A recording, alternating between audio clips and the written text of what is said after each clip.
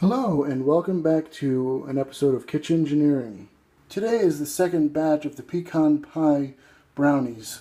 You will need 4 eggs, a half a cup of sugar, a stick of butter, 1 cup of caro syrup, 2 cups pecans crushed, 1 tablespoon of vanilla, and 1 box of brownie mix, as well as a bowl and a dish.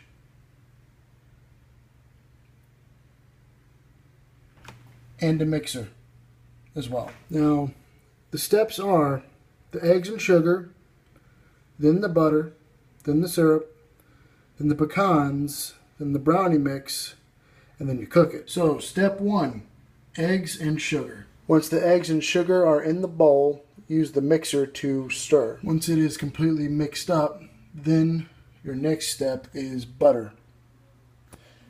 It is best to have butter sit out until it is at room temperature and soft. Just mix until it is all mixed in. You don't have to worry about it being 100%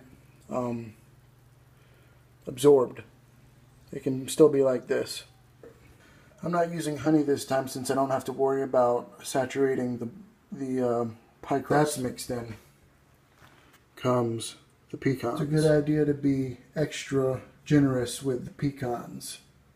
Remember to crush them in the bag, as talked about in my last video. Once they are in, commence the mixing. Next step is brownie mix and vanilla. I already have my brownie mix mixed together. It's Ghirardelli dark chocolate, and I'm going to be adding it to the pecan pie mix. Now that it's added, let's mix it up. Make sure that you set it to preheat already to 350 degrees. Remember never to forget the cooking spray. Remember, set it to 350 degrees for 50 minutes, but remember, cooking times may vary. Once the time's up, it's time to pull out the pecan pie brownies. Remember to let it sit for a short while after it's done cooking because it needs to cool to completion. It's the way that the brownies are made. And since it's pecan pie plus brownies, you have to be able to differentiate which techniques you should and shouldn't. It seems that my initial estimates were incorrect as to how long it needs to cook. I need to put it next time in a thinner pan. I'm going to continue to cook it. However, on the edge it seems to have cooked just right and has come out very well. After remixing and putting it in for another 10 minutes, it was delicious.